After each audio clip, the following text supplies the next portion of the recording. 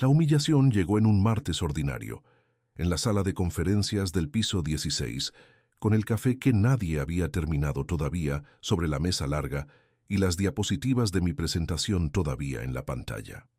La sala tenía esa temperatura específica de las salas de reuniones, que el aire acondicionado mantiene demasiado fría independientemente de cuántas personas estén adentro, que es un detalle menor, pero que a veces se vuelve significativo cuando uno está procesando algo incómodo y necesita que el cuerpo no esté completamente cómodo. Rodrigo Castellanos tenía 29 años y el apellido de su padre, bordado en el comportamiento desde el primer día que llegó a la empresa. Llevaba 4 meses en Caldera Capital. Yo llevaba 11 años. Lo que dijo exactamente no importa tanto como la forma en que lo dijo, con esa ligereza despreocupada de quien nunca ha necesitado medir las palabras, porque las consecuencias de las palabras siempre han sido absorbidas por alguien más. Por el cargo del padre, por el apellido que abre puertas antes de que uno llegue a ellas. Se dirigió a los otros 3 directivos presentes en la sala, no a mí. Me habló de mí en tercera persona, mientras yo estaba sentado a 2 metros, como si hablar de mí directamente requiriera un esfuerzo que no valía la pena hacer, como si fuera un elemento del mobiliario en lugar de la persona que había preparado los 47 slides que llevaban 20 minutos discutiendo. 2 de los directivos miraron sus teléfonos con esa velocidad que tiene el gesto cuando uno necesita un lugar donde mirar que no sea el conflicto que acaba de ocurrir. El tercero me miró a mí brevemente, un segundo escaso, y luego miró la mesa. Eso también fue información, que había personas en esa sala que sabían que lo que acababa de ocurrir no estaba bien y que eligieron no decirlo. Yo tomé mi bolígrafo. Anoté algo en mi cuaderno que era en realidad una línea larga y sin sentido, el tipo que uno hace cuando necesita que las manos estén ocupadas. Luego levanté la vista hacia Rodrigo con la misma calma con que miraría el tablero de un vuelo con turbulencia, sin ignorarlo, sin que me moviera. En ese momento, en el bolsillo de mi saco, tenía el teléfono donde 3 semanas antes había guardado la cadena de correos que cambiaría todo. Mi nombre es Andrés Peñalosa. Tengo 44 años y durante 11 de ellos fui el director de análisis de riesgo de inversiones de Caldera Capital, una firma de gestión patrimonial con sede en Bogotá que administraba activos de familias de alto patrimonio y fondos de pensiones corporativos en Colombia, Perú y Ecuador. Cuando llegué, la firma gestionaba aproximadamente $800 millones. Cuando ocurrió lo que voy a describir, gestionaba un poco más de 3.000 millones.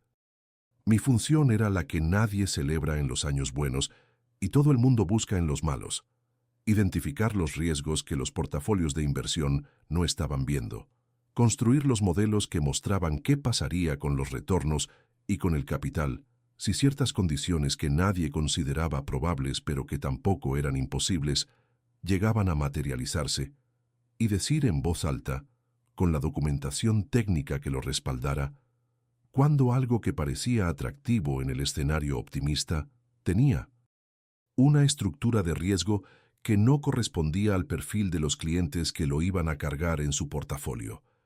Es el trabajo de ser el que frena, no el que detiene, porque nada en mi rol me daba la autoridad para detener una inversión unilateralmente. El que frena, el que pone la información sobre la mesa antes de que se tome la decisión, con la precisión técnica suficiente para que quien decide lo haga con los ojos abiertos sobre lo que está aceptando. En las organizaciones donde el crecimiento es la métrica principal que define el éxito, y Caldera Capital era una de esas organizaciones, el que frena es raramente el personaje más popular de la sala. Lo supe desde el primer año. La inversión era en un fondo de infraestructura energética en Brasil llamado Fundo Atlântico Renovável. Había llegado al radar de Caldera Capital 6 meses antes, a través de una red de contactos que el propio Héctor Castellanos, el CEO y fundador, había cultivado durante años en el sector de energías renovables. La propuesta era atractiva en la superficie. Un fondo que invertía en proyectos de energía solar y eólica en el nordeste de Brasil, con contratos de compraventa de energía a largo plazo con empresas estatales brasileñas, retornos proyectados de entre 12 y 14% anual y una estructura legal que parecía sólida a primera revisión. Parecía sólida.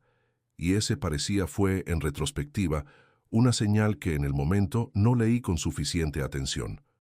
Hay inversiones que son sólidas y lo parecen, y hay inversiones que parecen sólidas porque alguien invirtió un esfuerzo considerable en que lo parecieran. La diferencia entre las dos no siempre es visible en la primera revisión. Empecé el análisis formal 4 meses antes de la reunión donde Rodrigo me humilló. No porque tuviera una señal de alarma específica en ese momento. Las señales de alarma llegaron después. Empecé porque el análisis formal era el protocolo estándar para cualquier inversión que superara el umbral de $200 millones en capital comprometido de nuestros clientes, y el Fondo Atlántico superaba ese umbral con amplitud. Era el tipo de proceso que puede parecer burocrático cuando todo resulta bien, y que resulta ser exactamente lo necesario cuando algo no resulta bien. La primera semana de análisis no me dio ningún resultado llamativo. Los estados financieros auditados eran limpios. Los contratos con las empresas estatales brasileñas existían y eran verificables. Los proyectos de generación existían físicamente. Había imágenes satelitales, había registros ambientales, había informes de ingeniería. Todo lo que debía existir existía. Fue en la segunda semana cuando encontré lo primero. Revisando la cadena de titularidad de los proyectos de generación, que es un ejercicio que requiere rastrear documentos registrales en jurisdicciones diferentes y que la mayoría de los analistas de inversión no hace porque es tedioso y porque los resultados suelen ser los esperados, encontré una inconsistencia menor. Uno de los proyectos solares más grandes del portafolio, el que representaba aproximadamente el 18% de la capacidad instalada total, estaba titulado en una sociedad holding en las Islas Caimán, cuya cadena de propiedad terminaba en una fundación panameña, cuyos beneficiarios finales no estaban revelados en ninguno de los documentos que habíamos recibido. En otro contexto, podría ser una estructura de protección patrimonial completamente legítima. En el contexto de un fondo que estaba captando capital de fondos de pensiones colombianos, era una anomalía que requería explicación. Pedí la explicación. La respuesta llegó 2 semanas después, desde los asesores legales del Fondo Atlántico, con una redacción que describía la estructura como estándar en el mercado brasileño para ese tipo de activos. La redacción era impecable. Pero no respondía a la pregunta que yo había hecho, que era quiénes eran los beneficiarios finales de la Fundación Panameña. Guardé esa respuesta. Pedí nuevamente. Mientras esperaba la segunda respuesta, seguí el análisis en paralelo. Fue en ese proceso donde encontré lo segundo, que era más significativo que lo primero. Los contratos de compraventa de energía con las empresas estatales brasileñas tenían cláusulas de indexación que, bajo ciertos escenarios de tipo de cambio y de inflación, que no eran los proyectados pero tampoco eran improbables, reducían los retornos reales del fondo a niveles muy inferiores a los proyectados. No negativos necesariamente, pero sí materialmente distintos de lo que la presentación al cliente mostraba. Los retornos proyectados de 12 a 14% asumían un escenario de tipo de cambio que era el del momento, no el escenario de estrés que cualquier análisis responsable debía contemplar. Lo documenté.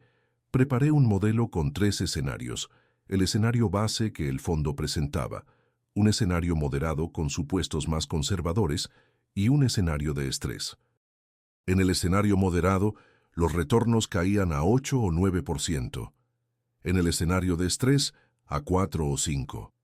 Para los fondos de pensiones que Caldera Capital gestionaba, 4 o 5% no era suficiente para justificar el perfil de riesgo que la inversión implicaba. Fue en ese punto donde empezó la cadena de correos que terminé guardando en el teléfono. Le envié mi análisis preliminar a Héctor Castellanos con una recomendación de suspender el proceso hasta que recibiéramos respuestas satisfactorias a las preguntas sobre la estructura de titularidad y hasta que el modelo de retornos fuera revisado con supuestos más conservadores. El correo tenía 4 páginas y 46 notas al pie. Héctor leyó el correo. Sé que lo leyó porque su respuesta, que llegó 4 horas después, hacía referencia a puntos específicos del análisis. Su respuesta decía que apreciaba la rigurosidad del análisis, que las preguntas eran válidas y que había instruido al equipo del Fondo Atlántico para que respondieran en detalle. También decía algo más, al final, en un párrafo que releí 3 veces porque quería estar seguro de que lo estaba leyendo correctamente, que el proceso de inversión iba a continuar en paralelo mientras se resolvían las preguntas, porque el fondo tenía un calendario de cierre que no podía esperar indefinidamente. Lo imprimí, lo firmé con la fecha y la hora, lo guardé en mi archivo físico y en mi archivo digital. Fue 2 días después de ese correo cuando Rodrigo llegó a la reunión de actualización de la inversión que estaba programada desde hacía 3 semanas.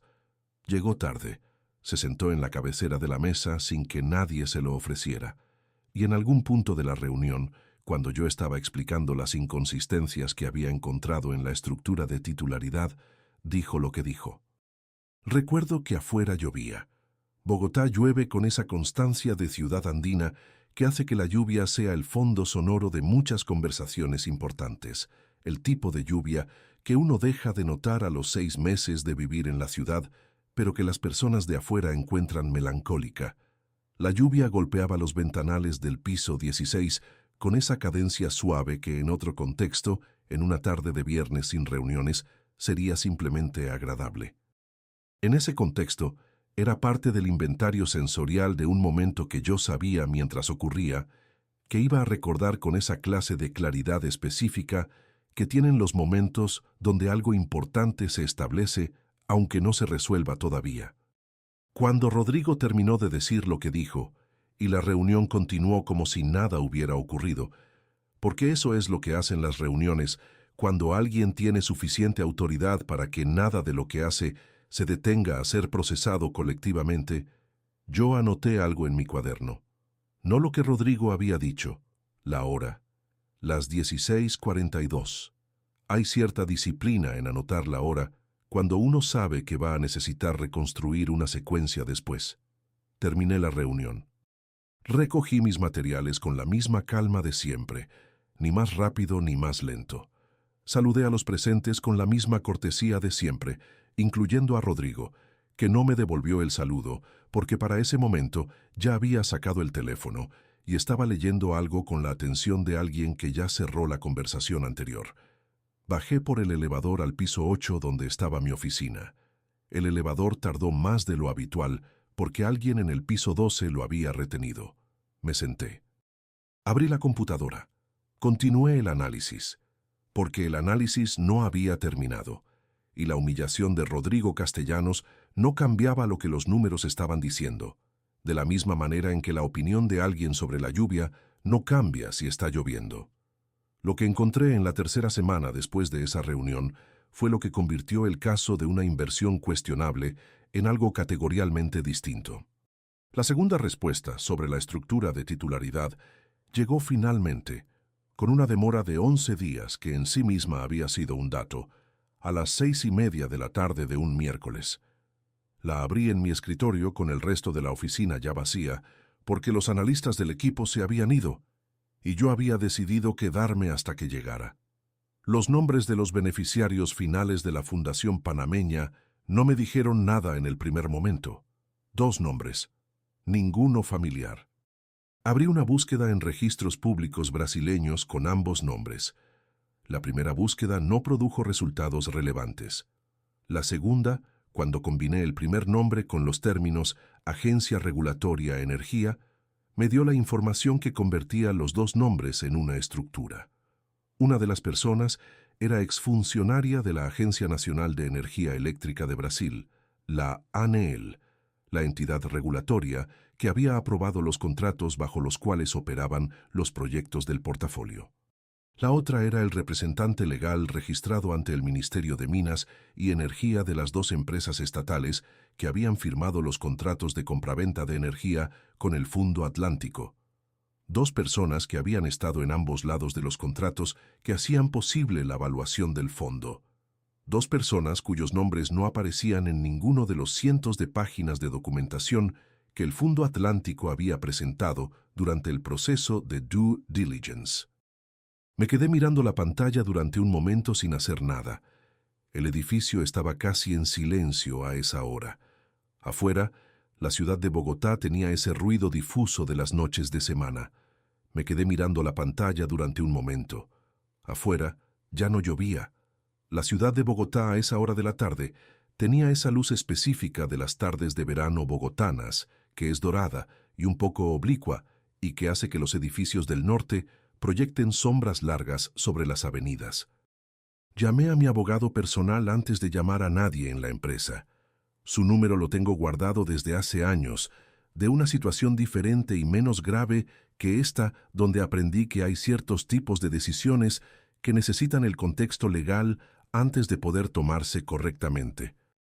Esa decisión, la de llamar al abogado personal primero, es la que separa lo que ocurrió después de lo que habría podido ocurrir si yo hubiera seguido el protocolo estándar de escalar internamente antes de cualquier otra cosa.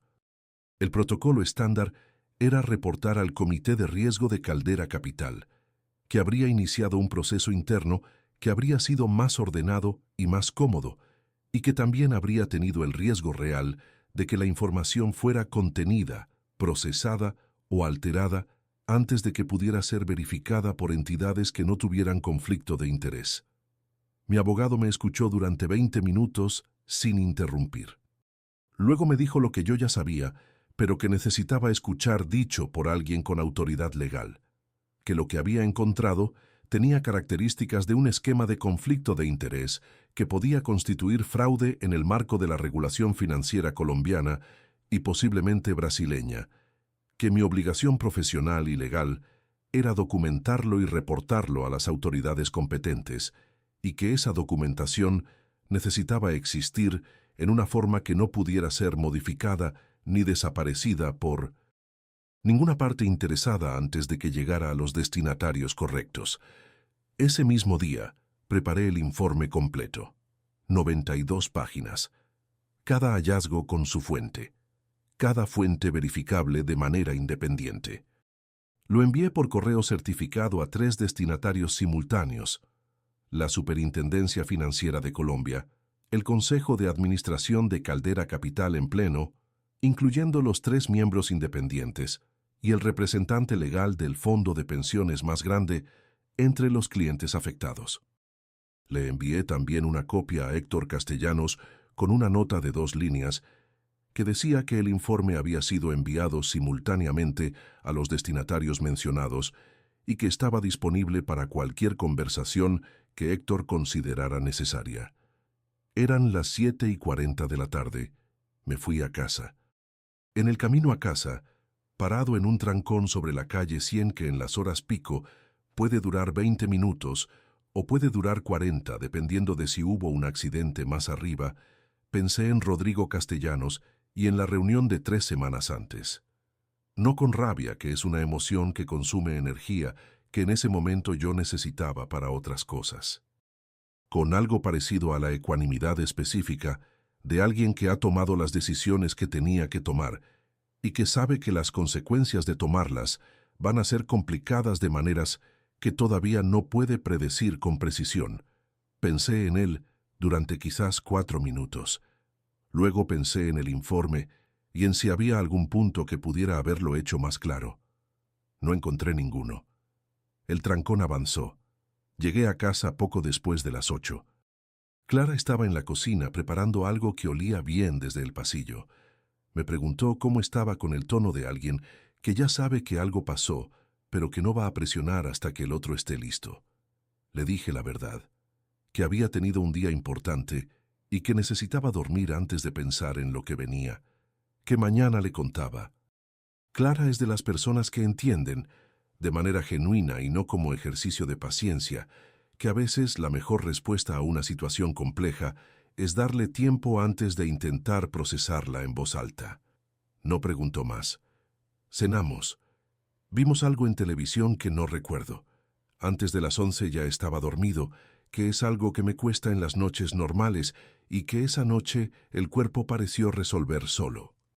Lo que vino después tomó su propio tiempo, que es siempre más largo que el que uno imagina.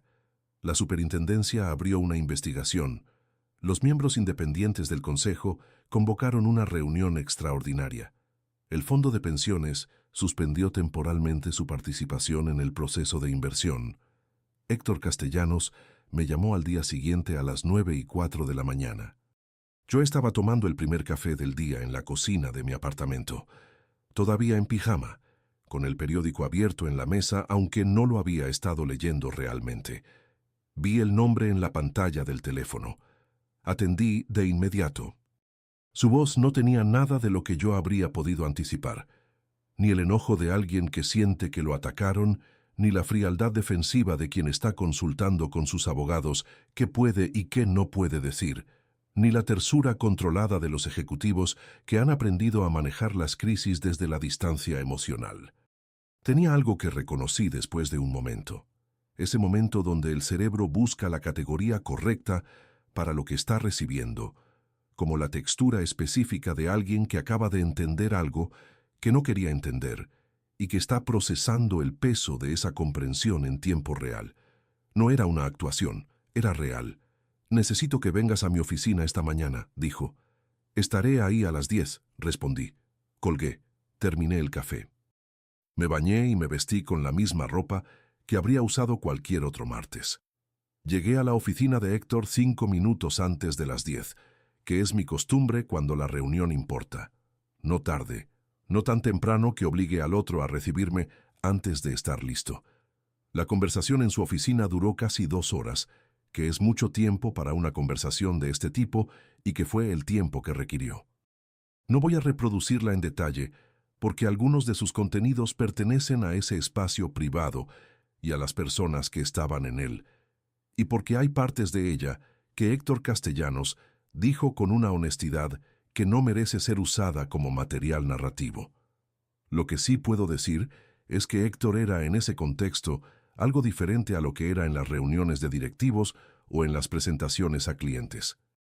Era un hombre que había construido Caldera Capital durante 26 años, desde una oficina pequeña en el centro de Bogotá hasta lo que era ese día, y que estaba sentado frente al informe de 92 páginas que documentaba que alguien en quien él había confiado, a quien había introducido en los círculos donde se movía el capital que gestionaba, había abusado de esa confianza de una manera que iba a tener consecuencias reales para personas reales que habían depositado su dinero en él.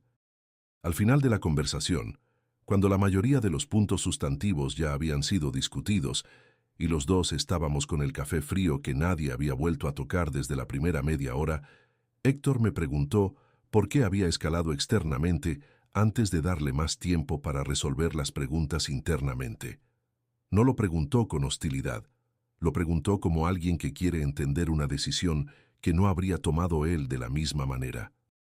Le dije la verdad, que cuando encontré los nombres de los beneficiarios finales esa noche en la oficina vacía, el nivel de sofisticación del esquema que empezaban a revelar hacía que el riesgo de que la información fuera contenida, procesada selectivamente, o simplemente retrasada superara de manera clara el beneficio de un proceso interno más ordenado y más cómodo para todos.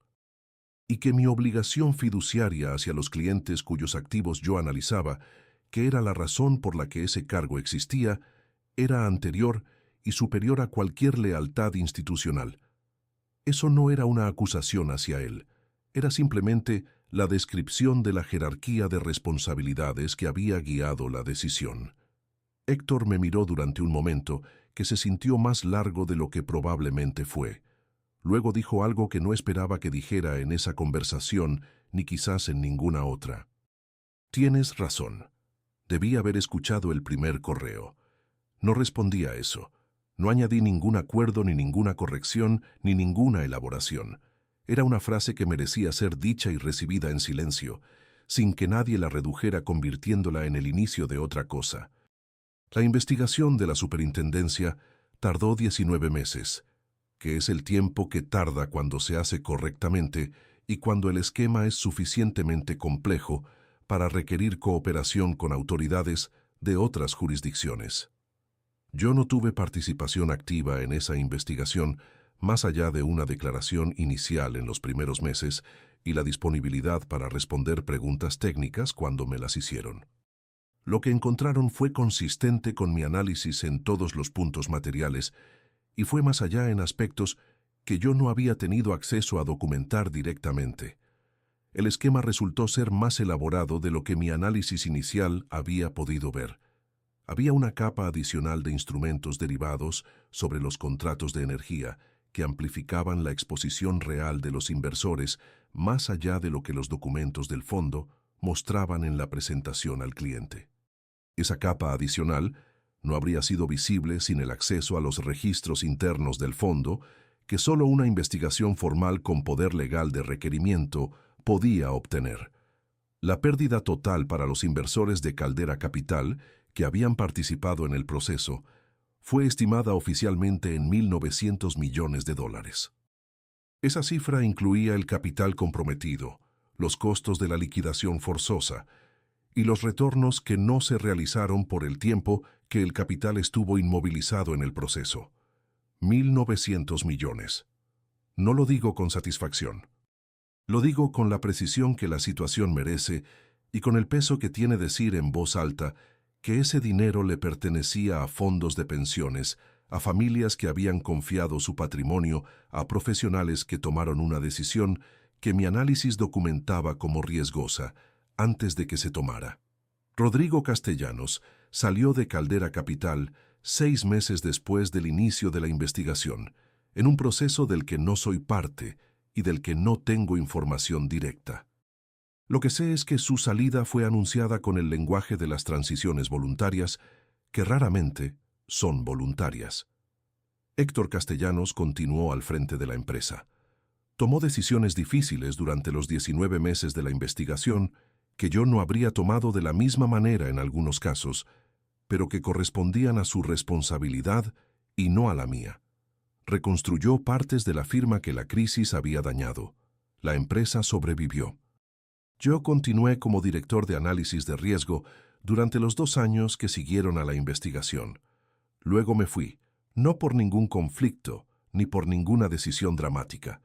Me fui porque después de 13 años en el mismo lugar y después de lo que había ocurrido, sentía que había llegado al punto donde lo que podía seguir aprendiendo ahí era menos que lo que podía aprender en otro contexto.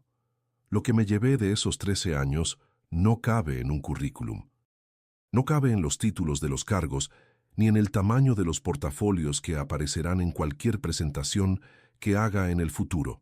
Cabe, quizás, en una idea que el trabajo me fue enseñando lentamente, caso por caso, y que ese caso específico terminó de confirmar de una manera que ningún otro caso habría podido confirmar de la misma forma. El análisis de riesgo no es el trabajo de encontrar razones para no hacer las cosas. Esa es la versión que tienen de él los que no lo hacen. Es el trabajo de asegurar que las decisiones que se toman tienen la información correcta para poder ser las decisiones correctas. Esa distinción parece técnica, pero en la práctica define absolutamente todo. Es la diferencia entre un analista de riesgo que frena por precaución y uno que informa con precisión. El primero es un obstáculo. El segundo es una función indispensable en cualquier organización que gestione el capital de otras personas. El día que Rodrigo Castellanos me habló como si yo fuera un objeto en la habitación, yo tenía esa información en proceso de construcción. No toda. No todavía con los nombres de los beneficiarios finales, ni con la cadena completa que conectaba las 2 personas a ambos lados de los contratos, pero tenía suficiente para saber que el análisis importaba y que seguir construyéndolo era la decisión correcta independientemente de quién estuviera en la sala y de qué pensara de mí. Eso no requirió ningún acto de valentía particular. Requirió simplemente No confundir lo que alguien piensa de uno con lo que uno sabe que es verdad. Esa distinción, que parece obvia cuando se enuncia, es más difícil de mantener en la práctica de lo que suena en papel. Eso es todo. La lluvia que golpeaba los ventanales del piso 16 ese martes no tenía nada que ver con lo que ocurrió después, pero la recuerdo, y recuerdo la línea larga sin sentido que tracé en el cuaderno. Y recuerdo la cara del directivo que me miró brevemente antes de mirar la mesa. Esos detalles son los que sobreviven cuando el resto se vuelve historia.